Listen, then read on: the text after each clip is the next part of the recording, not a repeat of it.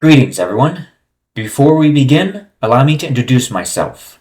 My name is Alan, and I'm the lead developer behind the Toby Accessibility Mod for Doom.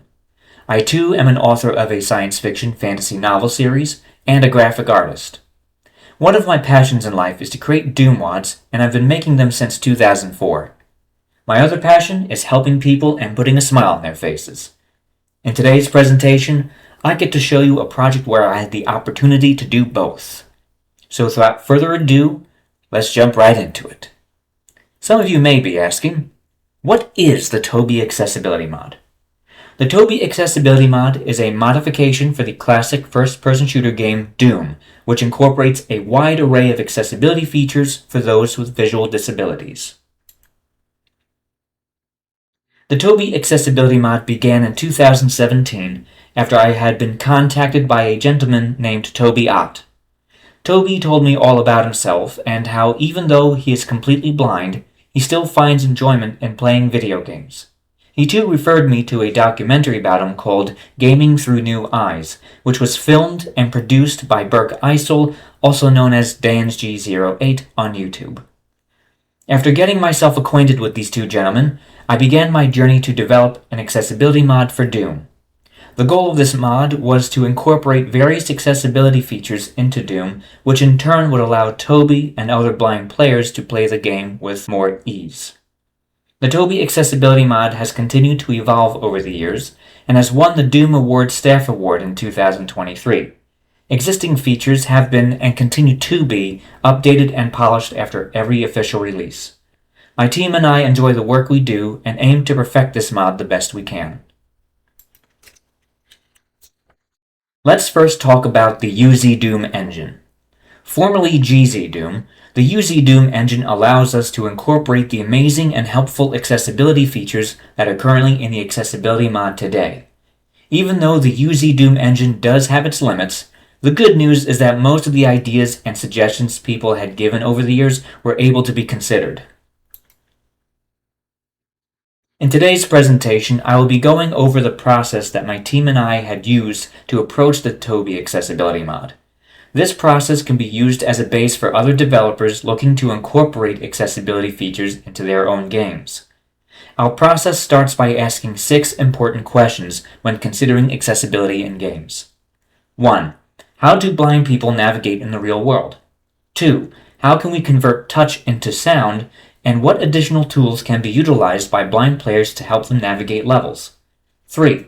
How can we convey to blind players what is happening on screen without overwhelming them with a lot of sounds or narrator voiceovers?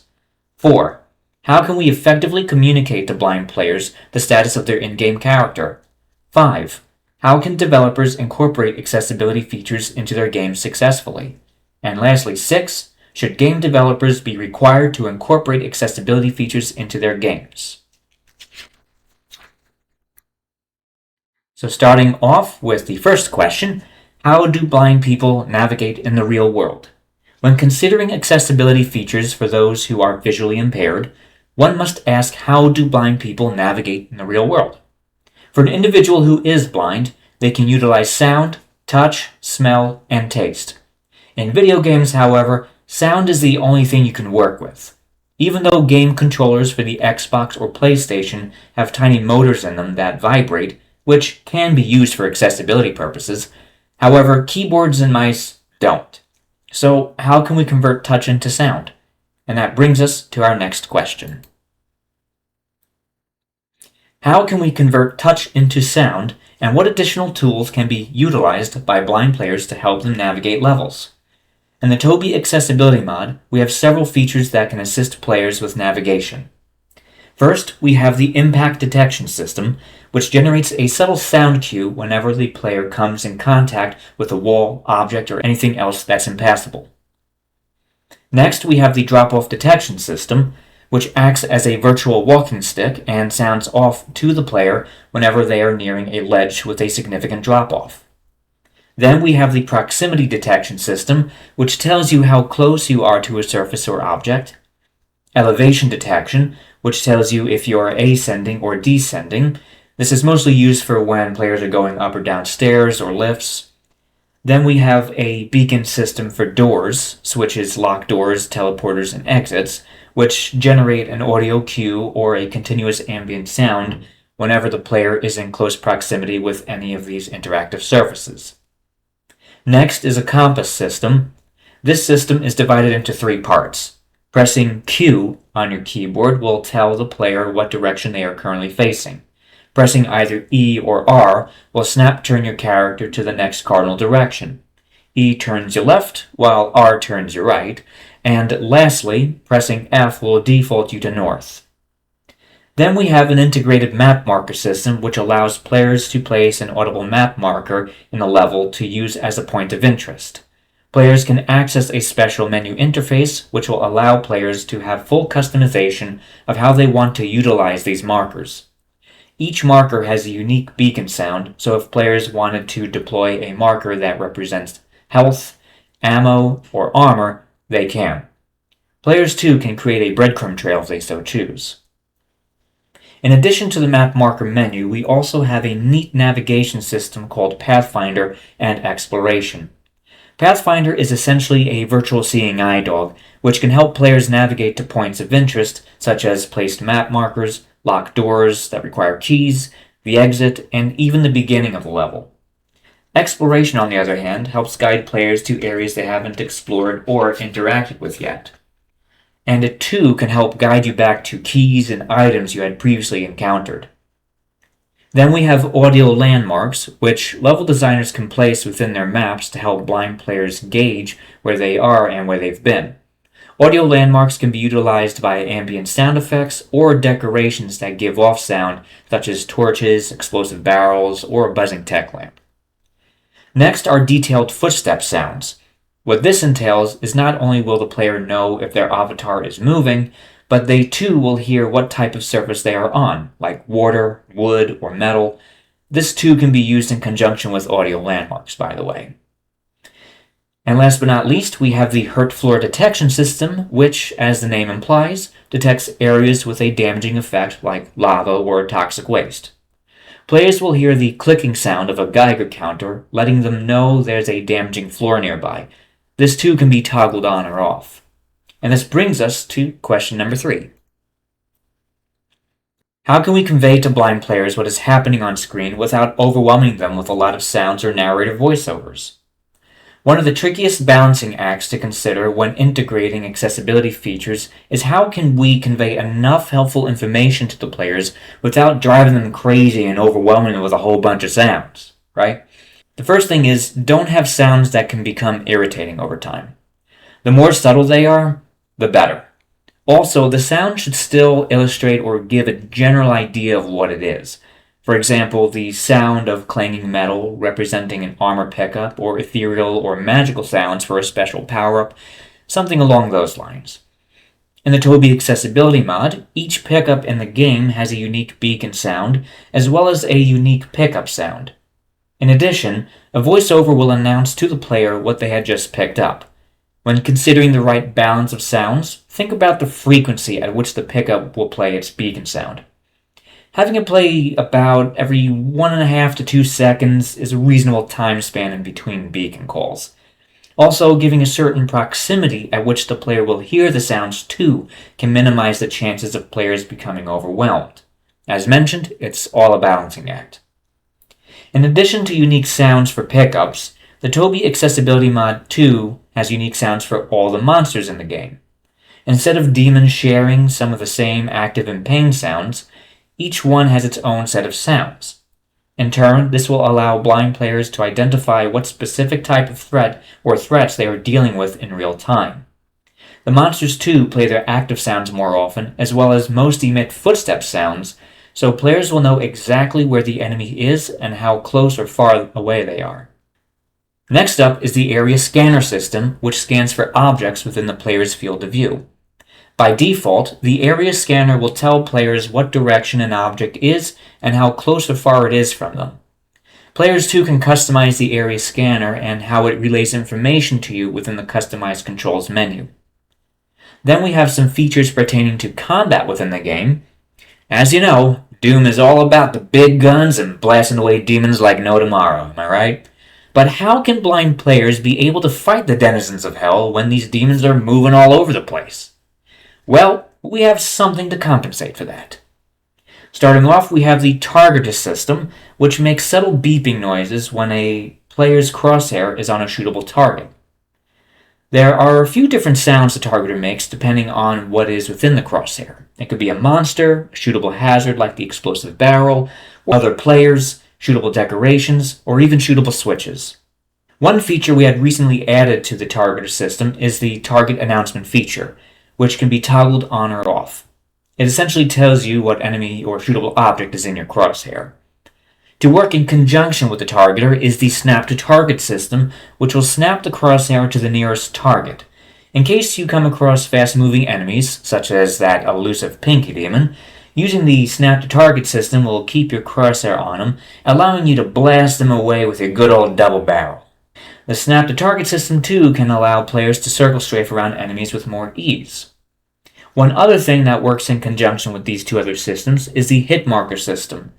The hit marker system tells players if they successfully hit their intended target and whether or not the target has been killed.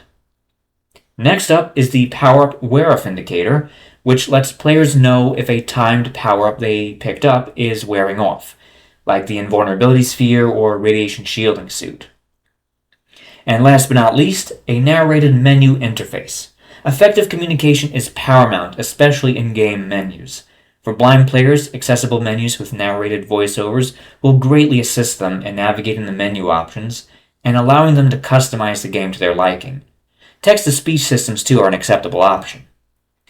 And speaking of effective communication, that brings us to our next question. How can we effectively communicate to blind players the status of their in-game character?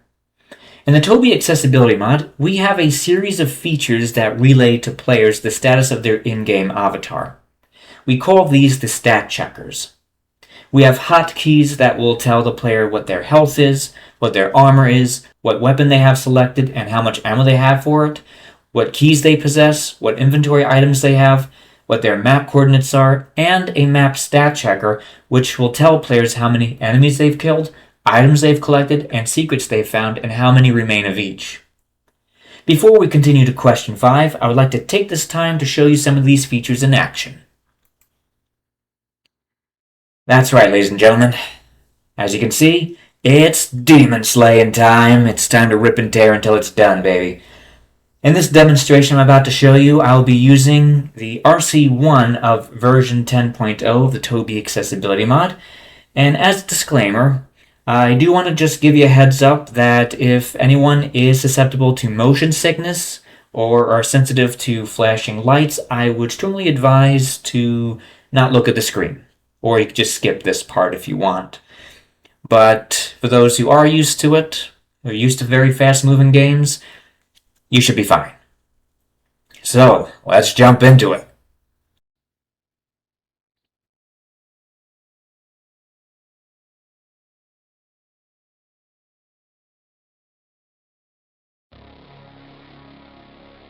In this video demonstration, I'll be going over all the features that we have in the Toby Accessibility Mod. So I'll be using UZDoom, which is a set of 40 blind player friendly maps, but we're going to focus on the tutorial level and the sandbox level in this demonstration. Main menu. Switch episode. Toby Doom 2. Tutorial level. Choose your difficulty. Normal. Walk forward to skip intro.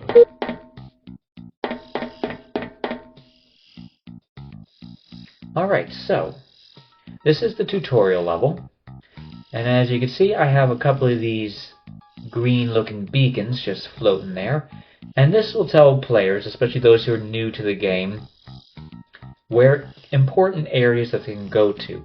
So for example, in this or here, Accessibility Features Directory section. So in this area, players can interact with these kiosks that will give them information on a variety of different things in the Toby Accessibility Mod.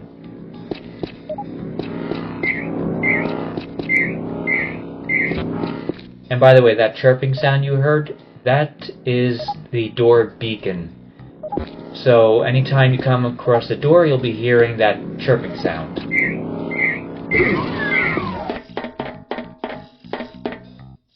And over here, Section Directory Room. so in this area, you have these switch teleporters that will zap you to different sections of the tutorial level. Instead of just walking there, this will just bring you right there instantly.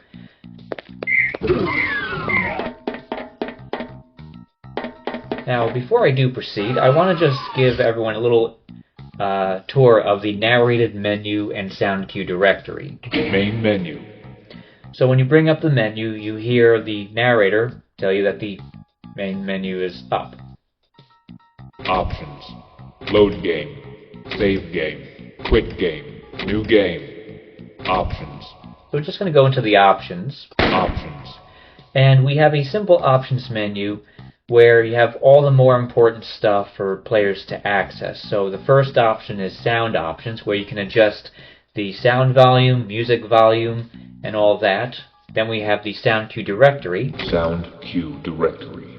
Which I'll show you right here. Sound cue directory. Has all the different sound cues that the Toby Accessibility Mod has. So we have accessibility sounds, interactive sounds, pickup beacon sounds, weapon and ammo beacon sounds, power-up sounds, map marker sounds, decoration sounds, environmental sounds, liquid sounds, monster sounds, and projectile sounds. So in case if players aren't fully familiar with all the different sounds in the game yet, they could always refer to the sound cue directory to hear what sound they're not sure about. Options. Then we have customized controls as third option, then Toby Accessibility Mod options, which is mostly focused on some of the accessibility features. And then we have mouse options, gameplay options, compatibility options, player setup, network options, UZDoom options, and then go to console. So mostly the first four are the most important, so I want to just make sure those are at the top. Main menu. Menu dismiss. Now I want to show you the compass system. Now, as mentioned earlier, there's three components to the compass system. Pressing Q on the keyboard will tell me what direction I'm facing. West. Then pressing E or R will snap turn me to the nearest cardinal direction. So E is going to go left, R is going to go right, so I'm going to start with E. Southwest. South. Southeast. And then R. South. Southwest. West. Northwest. North. And I'm just going to turn myself around this way, and pressing F will North. default me to north. So, next I want to show you the things you could use for navigation, like the impact detection, proximity detection, and you heard already the footstep sounds. Right? So I'm just going to bump into the wall here.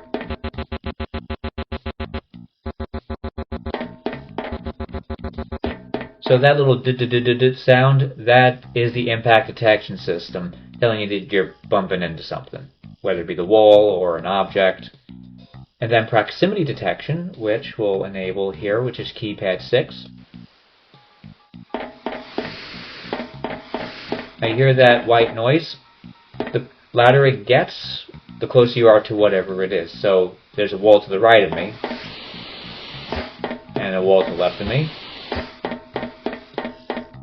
And this could come in handy, especially if you're going down a hallway, and then if it gets quiet all of a sudden, maybe to your left or right, that means there's probably another hallway or an alcove in that direction. So I'm just going to walk closer to the wall here. And as you can hear, the white noise stopped, because there's an opening to my right. I'm just going to disable it for the moment.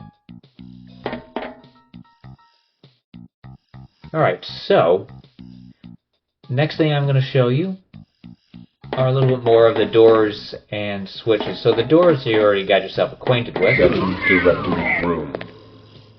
I'm just going to walk up to one of these. Go to exit section. Now you hear this sound?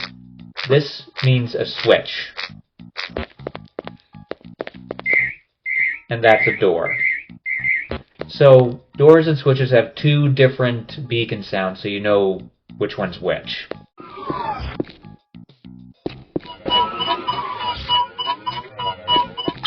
Point of interest added. Now you hear this sound. That represents the end of a level, whether it be an exit switch or a teleporter, both do the same thing. Alright, so in this area we have keys and locked doors. So we have a whole bunch of different locked doors here that require different keys. And here's the red key. I'm not going to pick it up just yet. I want to show you something in a moment. Red door. Point of interest added. So, we're here at the red door, and you heard like an ambient generator sound effect, plus a computer voice saying what it is. And then you heard point of interest added, and you probably heard that just a moment ago before. And this brings us to one of the best systems in the Toby Accessibility Mod, which is the Pathfinder system, which is in the map markers menu. Now I'll get to that in just a moment. I just want to place a map marker. Let's say over here. Marker menu. Alright, so the map marker menu, which can be opened by pressing M, as in Mary, on your keyboard. Add marker. Add marker. Marker 1. So I'm going to add a marker. We'll do marker... Marker 2. We'll do marker 2. Marker 2. Place. So it spawns this floaty thing just like that over there. I'm just going to go back here at the beginning. I'm going to bring up the map marker menu again. Marker menu. I'm Pathfinder. going to go to pathfinding here. But actually before we do that, let's go to exploration first. Exploration. Exploration. Now, in exploration, there are different categories to search from. You have unexplored, which pretty much brings you to areas that you haven't interacted with yet, as in completely fresh, untouched area. Alright, and then we have non-interacted, which is doors or switches that you haven't touched on yet. Then keys, which is self-explanatory. Pickups, which just in case if you came across any ammo, health, or armor along your way, and you didn't need it, but you want to get back to it, you can. This will actually help you get back to it. Then we have teleporters, and then repeatable switches. So in this case, I'm going to show you keys. Non-interacted. And as you see on the list here, it shows the red key card because we discovered it. And I do want to mention, though, that with Pathfinder and Exploration, the only time that anything is going to populate the list here is when you discover them. Except with the things that you haven't interacted with yet. But with any items or even points of interest, that's when it will be added to the list. Stop Pathfinder. Red key card. Northwest. Dismiss. Path found. So this is the virtual seeing eye dog that I mentioned before.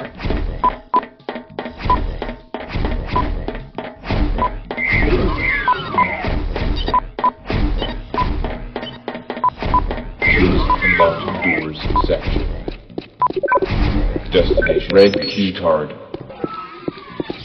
So as you saw, this virtual seeing eye dog, that I like to call it, guided us to the red key. So in a regular Doom level, the key would not always necessarily be near where the door is. But sometimes when you do discover the key, and even perhaps discover the door before you find the key, this would be the appropriate time to use the Pathfinder to get back to the door that the key goes to. So let's just pretend that I grabbed this red key in another part of the level, right? And I remember the red door was somewhere around here. So I'm going to Doors and ceilings section. go in here. So let's say I discovered the red key in this general area. So I'm going to bring up the map marker menu. Marker menu. I'm Pathfinder. going to go to pathfinding. Pathfinding. Stop Pathfinder. Level start. Exit. Red door. And we're going to select red door. Menu dismiss. Path found.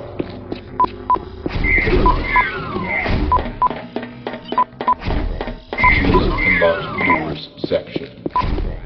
Destination reached. Red door. So as you can see, it guided us right to the red door. Oh, and while I have a key in my inventory, I'll show you the key checker, which is K. Red key card. So it pretty much tells you what keys you have. And behind the red door, Red access Red granted. door. Blue key card. and pressing K again, Red key card. Blue key card. so it tells you what keys you have. Alright, so I am going to just show you one more thing with the map markers. Marker menu. Pathfinding. Stop pathfind. Marker 2. We're going to go to marker 2 now. Menu dismiss. Path found.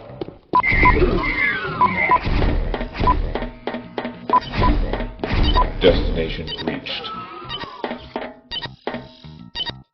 Marker menu. And if you need to remove a map marker, you can just go to Add marker. Remove marker. remove marker. Remove marker. Level start. Exit. Red door. Marker 2. And you just select the marker you want to remove, Marker 2. Removed. and we're able to remove it. So if you're done with the map marker, you could always get rid of it. Next up, I want to show you the drop-off detection system and the teleporters. So, I'm approaching the edge here, and you hear that? That's a drop-off detection system saying that there's a significant drop-off.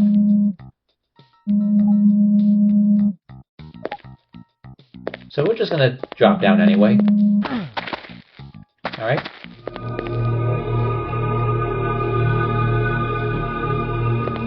And you hear that ethereal magical sound? That's the teleporter.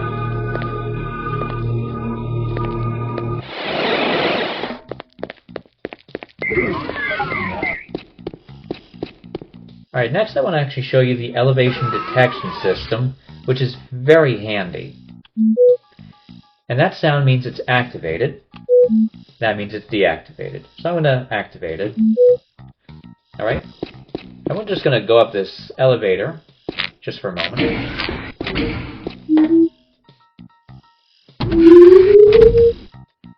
So as you could hear, that sound was ascending, telling us that we just went up.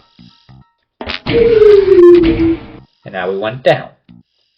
And we're back up again. And we're down.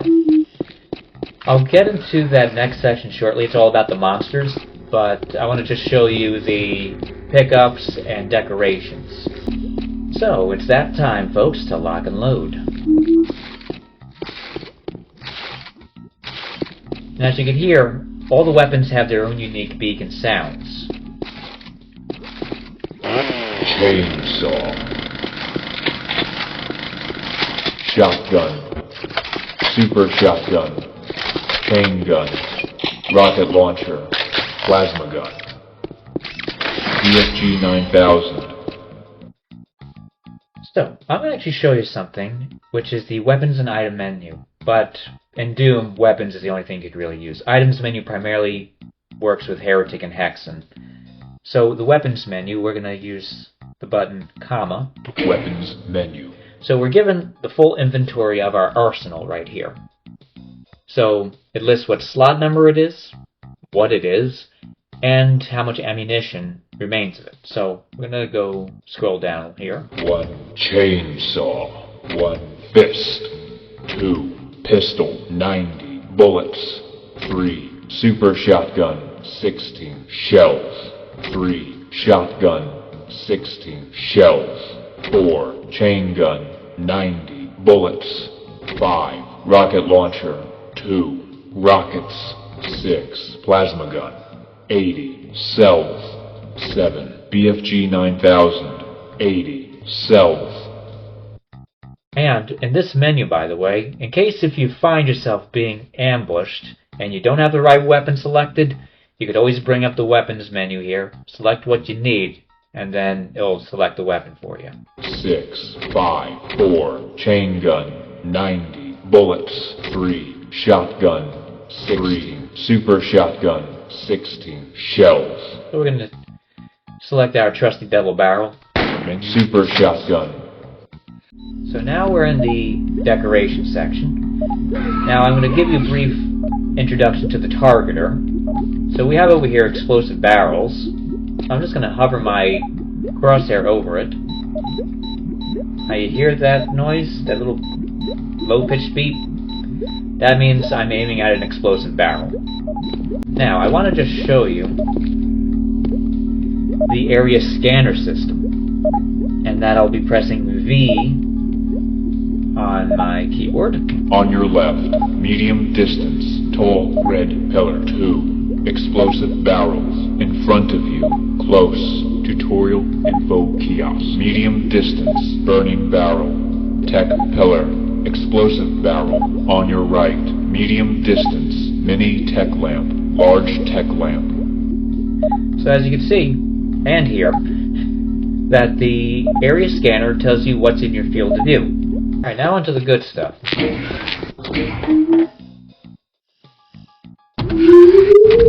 Monsters section. The monsters. Shotgun. I'm just going to work with the shotgun for now. So, every enemy in Doom has their own sight sound, active sound, and any other unique sound effect to differentiate them from each other. So blind players will be able to know who's who and what's what. So first off, we have the pistol dude, but I'm going to just hover my cursor over him for a moment. Now you hear that little beep beep beep beep sound? That means I'm aiming at a shootable enemy. Alright.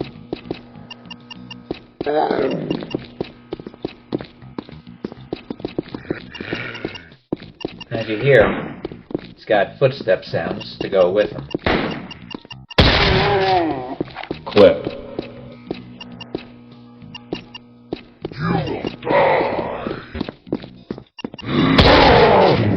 As you heard, the shotgunner's active and sight sound were different from the pistol dude. Now the pinky demon, for many people, you know he's very elusive, he moves around a lot, but still not too much of a major threat.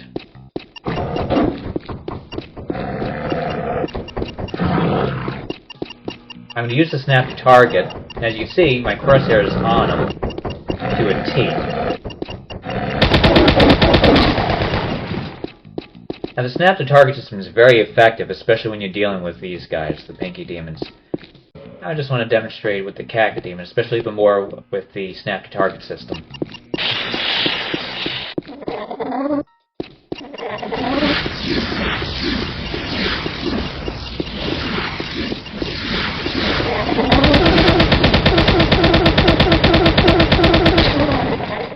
As you probably noticed that I use the snap to target to help me maneuver around the cacodemon, and as well as keep a precise shot on him. And that's pretty much it for the tutorial level, and I do want to just show you the sandbox level, which is a lot more fun. Walk forward to skip intro.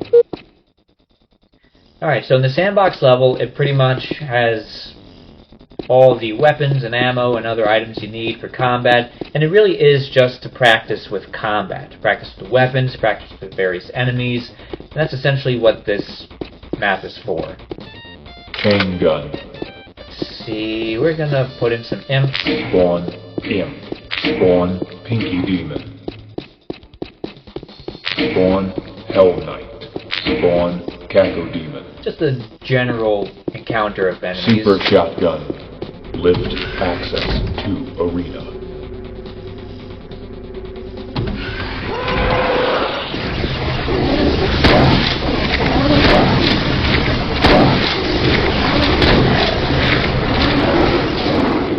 Plasma gun.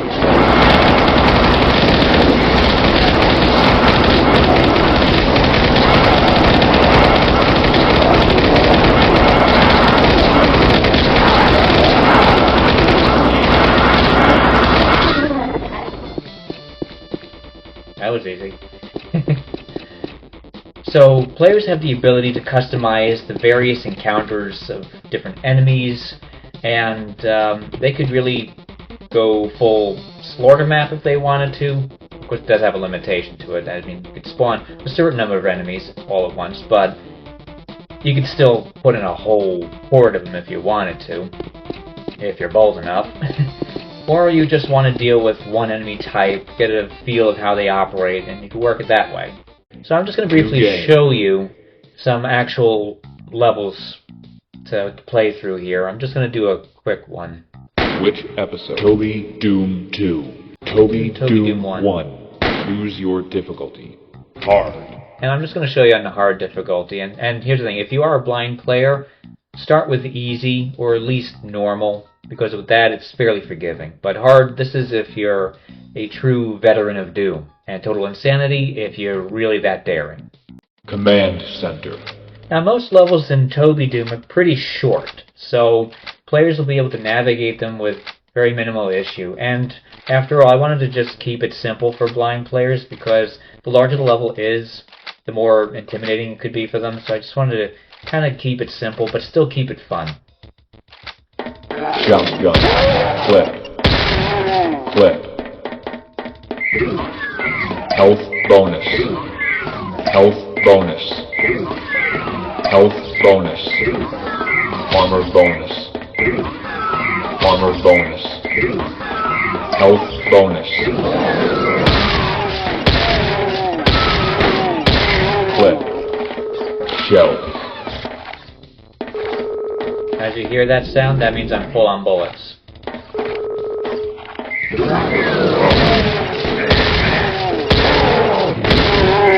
Shotgun. Yellow keycard. Shotgun keycard. Chain gun.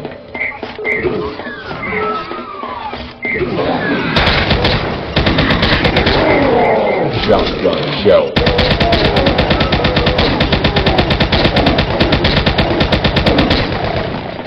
I don't know if you hear that little impact sound after I'm shooting enemies. That's the hit marker.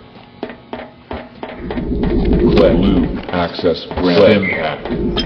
Point of clip. Add. Armor bonus. Armor bonus. Armor bonus. Shell. Clip. Clip.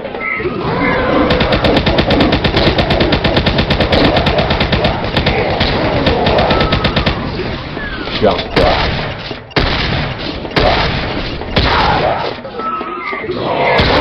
Shotgun. Shotgun. Yellow. Access. Point of interest. Add. Yellow door. Chain gun. Blue door.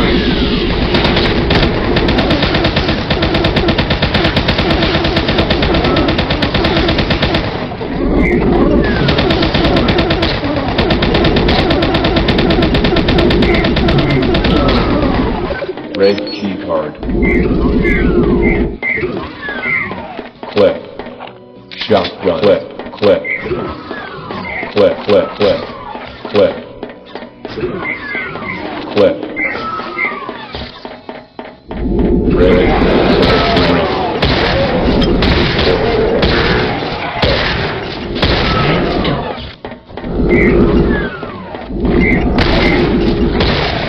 Chain gun. Shotgun. Shotgun.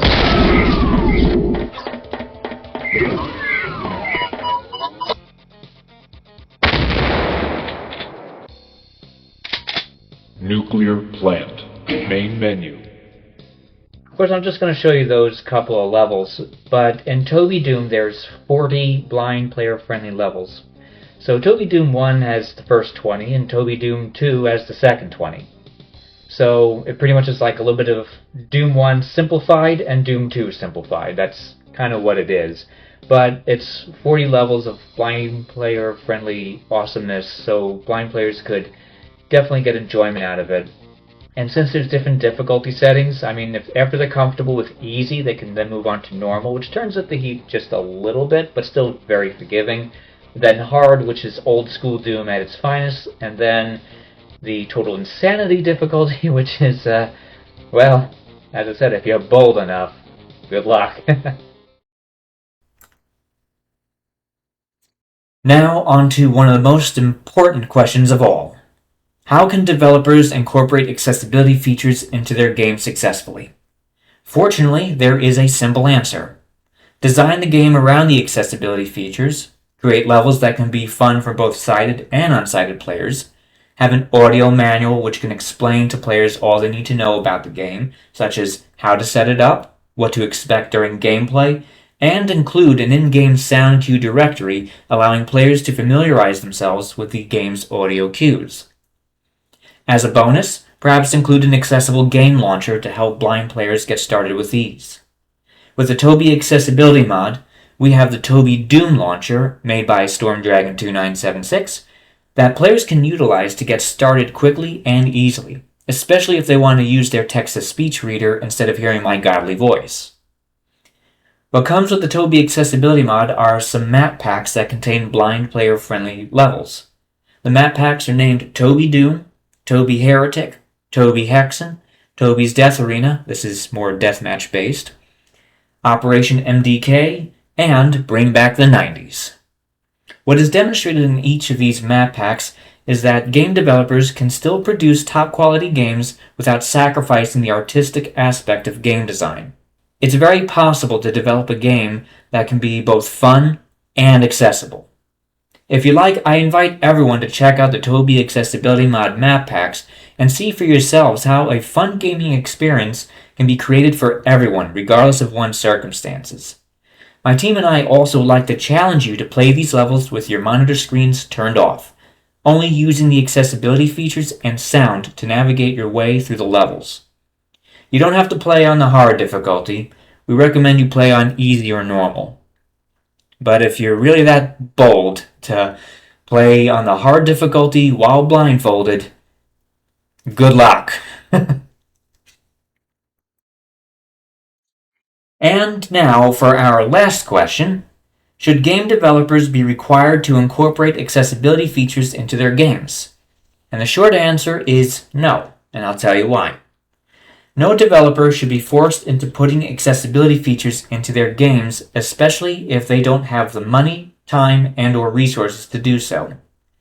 In fact, the best approach to accessibility in gaming is to encourage developers to consider it and give them the time and space to gradually incorporate it into their works if they so choose. The goal of the Toby Accessibility Mod is to not only give blind players a chance to play one of the most legendary first-person shooters of all time, but to inspire and encourage developers to consider adding accessibility to their own games while giving them the freedom, confidence, and room to evolve and grow. This approach will allow both the game developers and their fans the freedom to exchange and share ideas, working together in producing a game that can be both fun for everyone and be accessible to those with disabilities. The Toby Accessibility Mod is where it is today because of that freedom. The freedom to share ideas, the freedom to grow at a pace that is good and healthy for both the developers and fans, and the freedom to pursue this endeavor in the first place. As mentioned earlier, since 2017, the Toby Accessibility Mod has been evolving and growing into something more awesome with every release. In the beginning, it was only compatible with the classic Doom games like Doom 1 and Doom 2. Now you can play TNT Evolution, The Plutonia Experiment, if you're bold enough, No Rest for the Living, John Romero's Sigil 1 and 2, Legacy of Rust, Heretic, Heretic's Faith Renewed, Hexen, Hexen's Death Kings of the Dark Citadel, and Vestiges of Grandeur. 13 Doom-based games are now playable. One thing to note, though, not every single level of these games are blind player friendly. Fortunately, Doom 1 and 2 have the most compatibility since most levels can be played blind with the Toby Accessibility Mod. Even though the Toby Accessibility Mod is primarily made for Doom and Doom engine-based games, my team and I are planning to implement these same features into other games like Duke Nukem 3D and id Software's other classic, Quake, in the near future. One thing that we would love to do most of all is develop our very own video game that would include the same exact accessibility features I had shown earlier. If anyone would like to help us get that project off the ground, we would much appreciate it. I would like to take this time to give a big thank you and shout out to my dream team, Team Toby, who consist of not only just me, but Gerald and Pridoa, who are two of the most amazing programmers who made many of these features possible, and especially Pridoa, who has gone above and beyond with all the amazing work he has contributed to this project. Many of the cool features you've seen in today's demo were done by him. Then we have Jesse Anderson for helping to mold this project into what it is today, helping with beta testing, and for helping to promote the Toby Accessibility Mod on social media. Then we have the one and only Mr. Toby for helping with beta testing and consulting. Next is Carl Grantham for his awesome suggestions and help with beta testing. Next is StormDragon2976 for help with multiplayer, tech support, beta testing, and creating the UZDoom launcher. Then we have MWTab and TDoomShroom5440 for their help with multiplayer and beta testing. And lastly, Piano777, WZY, and Blind Warrior Gamer for beta testing and offering extremely helpful feedback. Seriously, I can't thank these guys enough for all the awesome work they've done. This project would not be what it is without them. They are literally a godsend. I too would like to give additional thanks to those who contributed additional code. They are Zeke Shadow, Techish, Silent Zora, Xterra, Hextos, and Dennis Belmondo. Also, I'd like to give a big thank you and shout out to the guys who were the catalyst for this project, Mr. Toby and Mr. Burke Isel for their love and support over the years. And I too would like to give a big thank you and shout out to my mother for her support, as well as my friends, and especially my dear friend Al Chessbreach, who helped promote the Toby Accessibility Mod. And then we have Janice3003, NJ, and the one, the only, the man, the legend, Mr. John Romero himself. And as you can see, Jesse got an autographed note from John Romero, which says, "Jesse, thanks for the Toby Accessibility Mod. It's so important to the players who need it." And I tell you, we were geeking out over this. But it was really awesome to get John Romero's blessing, nonetheless. It really was amazing. And lastly, I'd like to give a big thank you to my father, who introduced me to Doom and video games in general. And lastly, I'd like to give a big thank you and shout out to everyone involved with the Long Island Retro Gaming Expo. That includes the main organizers such as Ryan, Leroy, Joel, and Joe, and even the really amazing help that I received from Kevin, the audiovisual guy in Panel Room 2. These guys are really awesome to meet and are just wonderful gentlemen in general, and I really can't thank them enough for giving me the opportunity to present the Toby Accessibility Mod at the Long Island Retro Gaming Expo this year. If anyone is interested in checking out the Toby Accessibility Mod, you can find it on UZDoom.org, doomworld.com, moddb, itch.io, GitHub, and on YouTube. You can check out my channel, Mr. Alan D1, Jesse's channel, Illegally Cited, Pridoa's channel, Stormdragon's channel, Toby's channel, and lastly, Blind Warrior Gamer's channel. Before I wrap things up, I would like to let everyone know about my science fiction, fantasy, action, adventure, comedy novel series known as Adventures of the PPA. I currently have 5 novels published and are currently available on Amazon.com. Ebooks are available too, if you're interested. If science fiction, fantasy, action, adventure, and comedy are your cup of tea, and if you're looking for a new and fun book series to dive into, my stories are for you. You can scan the QR code, or you can visit my website at ppanovels.wordpress.com for more details. So that's all for now, folks. Thank you all for being here and listening in on this video presentation of the Toby Accessibility Mod. And if you enjoyed this video, please be sure to give it a like. And if you haven't done so already, please hit that subscribe button for more retro gaming content and even to follow the Toby Accessibility Mod. And if you're watching this during the day, I wish all of you a good day. If you're watching this during the evening, I wish all of you a good evening. Thank you so much for watching again, and I'll see you in the next video. Take care.